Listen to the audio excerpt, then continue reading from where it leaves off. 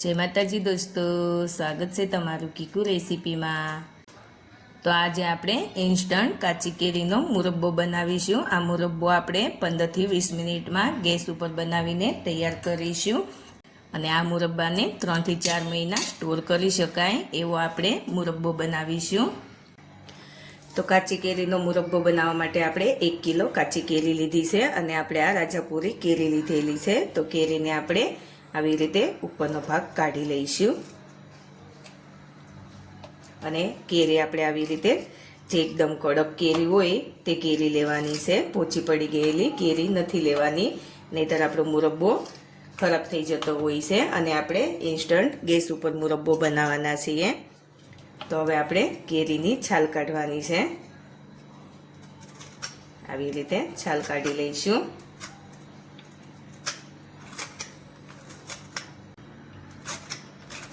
આવી રીતે કેરીની છાલ કાઢી લઈશું। ચાકુની મદદથી કાઢવી હોય તો ચાકુની મદદથી પણ છાલ કાઢી શકાય છે। આવી રીતે આપણે બધી કેરીની છાલ કાઢી લઈશું। તો જોઈ શકો છો આપણે બધી કેરીની છાલ કાઢી લીધી છે। હવે આપણે કેરીને છીણવાની છે। તો આપણે આ મીડિયમ સાઈઝના જે કાણા છે તેમાં આપણે કેરીને છીણી લઈશું। આવી રીતે કેરીને છીણી લેવાની છે, એકદમ આસાનીથી છીણાઈ જાય છે। જો આવી રીતે ઘરે કેરી ન છીણવી હોય તો જે આપણે કેરી લઈએ અથાણાની ત્યાં એ લોકો પણ આવી રીતે છીણીને આપતા હોય છે, પણ આપણે અહીંયા આવી રીતે ઘરે છીણી લઈશું, એકદમ આસાનીથી છીણાઈ જાય છે। તો જોઈ શકો છો આવી રીતે આપણે આખી કેરી છીણી લીધી છે। ફરતો ફરતી આપણે છીણી લીધી, વચ્ચે આ ગોટલાનો ભાગ રહી ગયો છે અને છીણ પણ તમે જોઈ શકો છો એકદમ સરસ એવું આપણું છીણ બનીને તૈયાર થયું છે। તો આવી રીતે આપણે બધી કેરી છીણી લઈશું। તો જોઈ શકો છો આપણે બધી કેરીને છીણી લીધી છે, એકદમ સરસ એવું છીણ કરી લીધું છે આપણે। તો હવે આપણે આ છીણને એક બાઉલમાં લઈ લઈશું। હવે આપણે 1 કિલો ખાંડ લીધેલી છે, 1 કિલો કેરી લીધી છે તો તેની સામે 1 કિલો ખાંડ લેવાની છે, એનાથી ઓછી નથી લેવાની, નહીં તો આપણો મુરબ્બો ખાટો બનશે। જેટલી કેરી લીધી હોય એટલી ખાંડ લેવાની છે, એના કરતાં થોડી વધારે લેવી હોય તો વધારે પણ લઈ શકાય છે। હવે આપણે આવી રીતે બધું બરાબર મિક્સ કરી દેવાનું છે। ખાંડ અને કેરીને આવી રીતે મિક્સ કરીશું એટલે ખાંડમાંથી પાણી છૂટું પડશે।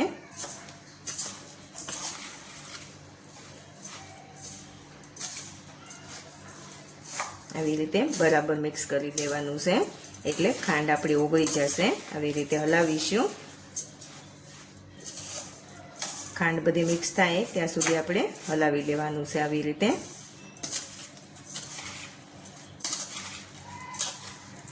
તો જોઈ શકો છો ખાંડ મિક્સ થઈ ગઈ છે અને થોડી થોડી ખાંડ ઓગળી ગઈ છે, તો પાણી પણ છૂટવા લાગ્યું છે। તો હવે આપણે આ મિશ્રણને ઢાંકીને અડધો કલાક માટે રહેવા દઈશું એટલે ખાંડમાંથી પાણી થઈ જશે। ખાંડ બધી ઓગળી જાય ત્યાં સુધી આપણે રહેવા દઈશું। તો અડધો કલાક થઈ ગયો છે, આપણે જોઈ લઈએ। જોઈ શકો છો પાણી થઈ ગયું છે ખાંડમાંથી, ખાંડ બધી ઓગળી ગઈ છે અને ખાંડનું પાણી છૂટી ગયું છે, જોઈ શકો છો દેખાય છે। તો આવી રીતે બરાબર મિક્સ કરી લઈશું। તો હવે આપણે આ મિશ્રણને કડાઈમાં લઈ લઈશું। જો તમારે તડકા છાયાનો મુરબ્બો બનાવવો હોય તો આપણે આવી રીતે ખાંડ ઓગાળી એવી રીતે ખાંડ ઓગાળી લેવાની અને ખાંડ ઓગળી જાય પછી એ મિશ્રણને એક તપેલામાં લઈ અને કપડું ઢાંકી દેવાનું, પતલું કોટનનું કપડું ઢાંકી દેવાનું અને પછી તડકામાં મૂકી દેવાનું। આખો દિવસ તડકામાં રહેવા દેવાનું અને સાંજે પાછું ઘરે લઈ લેવાનું, એટલે આવી રીતે 5 દિવસ સુધી એવી રીતે આપણે તડકામાં રાખીશું એટલે તડકા છાયાનો સરસ એવો મુરબ્બો બનીને તૈયાર થઈ જશે। પણ આપણે અહીંયા ઇન્સ્ટન્ટ મુરબ્બો બનાવી રહ્યા છીએ એટલે આ મુરબ્બો આપણે ગેસ ઉપર બનાવીશું। તો આપણે આ મિશ્રણને હવે આપણે કડાઈમાં લઈ લીધું છે અને આવી રીતે હલાવીશું તેને। ગેસની ફ્લેમ મીડિયમ રાખીશું અને આવી રીતે હલાવીને થવા દઈશું. તો મીડિયમ ગેસની ફ્લેમ ઉપર આપણે આવી રીતે કેરીને કૂક કરી લેવાની છે. 10 થી 15 મિનિટનો ટાઈમ લાગે છે. તો આવી રીતે હલાવતા રહેવાનું છે. નહીં તો નીચે કેરી ચોટી જતી હોય છે, એટલે આવી રીતે હલાવતા રહેવાનું છે. એટલે આપણી કેરી પણ કૂક થઈ જશે અને ખાંડની ચાસણી પણ બરાબર થઈ જશે. તો જોઈ શકો છો આપણું મિશ્રણ થોડું ઘટ્ટ થઈ ગયું છે અને ખાંડનું પાણી હતું તે બળી અને ચાસણી થઈ ગઈ છે. તો હજી આપણી કેરી થોડી કાચી છે, એકદમ કૂક નથી થઈ. તો હજી આપણે 5 મિનિટ માટે આવી રીતે થવા દઈશું. તો જોઈ શકો છો એકદમ સરસ એવી ચાસણી બનીને તૈયાર થઈ ગઈ છે અને આપણી કેરી પણ કૂક થઈ ગઈ છે. કેરી કૂક થઈ જાય એટલે આવી રીતે થોડો કલર બદલાઈ જતો હોય છે અને તમારે થોડો ચેક કરી લેવાનો હાથમાં લઈ અને કે કેરી કૂક થઈ ગઈ છે કે નહીં. આવી રીતે કલર બદલાય એટલે ખબર પડી જાય છે કે કેરી આપણી કૂક થઈ ગઈ છે અને ચાસણી ને કેરી બેવ મિક્સ થઈ ગયું છે. જોઈ શકો છો તમે કન્સિસ્ટન્સી આવી રીતે ચમચામાંથી પડે એવી છે. તો આવી રીતે આપણે ચેક કરી લેવાનું. તો આપણો મુરબ્બો તૈયાર થઈ ગયો છે. તો હવે આપણે સ્વાદ પ્રમાણે મીઠું લઈશું. આપણે ફરાળી મીઠું લીધેલું છે એટલે આ મુરબ્બાને ઉપવાસમાં પણ ખાઈ શકાય છે. એટલા માટે આપણે ફરાળી મીઠું લેવું છે. જો તમારે સાદું મીઠું લેવું હોય તો તે પણ લઈ શકાય છે. હવે આપણે આ 4 થી 5 જેટલા લવિંગ લીધા છે અને 4 થી 5 જેટલા મરી લીધા છે અને 3 થી 4 ટુકડા તજના લીધેલા છે. તે આપણે લઈ લઈશું અને મિક્સ કરી દઈશું. બહુ સરસ એવી ફ્લેવર આવે છે આ મસાલો લેવાથી. આખો મસાલો લેવાથી મસાલાની સરસ એવી સુગંધ મુરબ્બામાં બેસી જાય છે અને આપણે ખાવા ટાઈમે કાઢવો હોય તો કાઢી પણ શકાય છે. એટલા માટે આપણે આવી રીતે આખો મસાલો લીધેલો છે. આપણે સહેજ એવી કલર માટે હળદર લઈશું. જો તમારે લાલ મરચું લેવું હોય તો તે પણ લઈ શકાય છે, પણ આપણે લાલ મરચું નથી લેવાના. જો થોડો તીખો જોઈતો હોય ચૂંદો તો લાલ મરચું પણ લેવાય છે.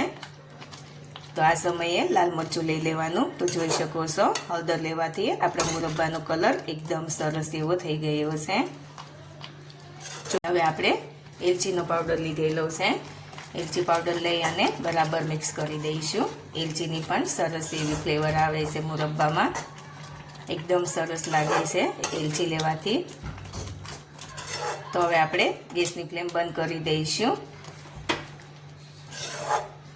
અને હવે આપણે આ ચૂંદાને ઠંડો થવા દઈશું. ઠંડો થઈ જાય પછી આપણે બોટલમાં ભરવાનો છે. એકદમ ઠંડો કરી લેવાનો છે. તો આપણો મુરબ્બો ઠંડો થઈ ગયો છે. જોઈ શકો છો એકદમ સરસ એવો મુરબ્બો બનીને તૈયાર થયો છે. એકદમ ચાસણી અને કેરી બરાબર કૂક થઈ ગયું છે. એકદમ સરસ એવો તડકા છાયામાં આપણે મુરબ્બો બનાવતા હોઈએ એવો જ મુરબ્બો બનીને તૈયાર થયો છે. જોઈ શકો છો તમે અમુક વખતે ચાસણી ઓછી પડતી હોય છે તો કોરો થઈ જતો હોય છે મુરબ્બો, પણ આપણો મુરબ્બો એકદમ લસલસતો સરસ એવો મુરબ્બો બનીને તૈયાર થયો છે. તો હવે આપણે આ મુરબ્બાને બોટલમાં ભરી લઈશું. તો આપણે કાચની બોટલ લીધેલી છે. જોઈ શકો છો તમે ચમચામાંથી મુરબ્બો પડે છે તો જ ખબર પડે છે કે કેટલો સરસ આપણો મુરબ્બો બનીને તૈયાર થયો છે. તો આવી રીતે ઇન્સ્ટન્ટ મુરબ્બો પણ સરસ એવો બનીને તૈયાર થાય છે. જો તડકાની સુવિધા ન હોય ઘરમાં તો આવી રીતે ગેસ ઉપર પણ મુરબ્બો બનાવી શકાય છે. અને આ મુરબ્બાને પણ 3 થી 4 મહિના સાચવીને રાખી શકાય છે. 1 મહિના સુધી તો એમ જ રૂમ ટેમ્પરેચર ઉપર સારું રહે છે અને 2 થી 3 મહિના સુધી ફ્રીજમાં સારું રહે છે. તો આપણે આવી રીતે બોટલમાં ભરી દઈશું. તો તૈયાર છે આપણો ઇન્સ્ટન્ટ કાચી કેરીનો મુરબ્બો. તમે જોઈ શકો છો કેટલો સરસ મુરબ્બો બનીને તૈયાર થયો છે. તો આ મુરબ્બાને આપણે ગેસ ઉપર બનાવ્યો છે. એકદમ સરસ એવો મુરબ્બો બનીને તૈયાર થયો છે.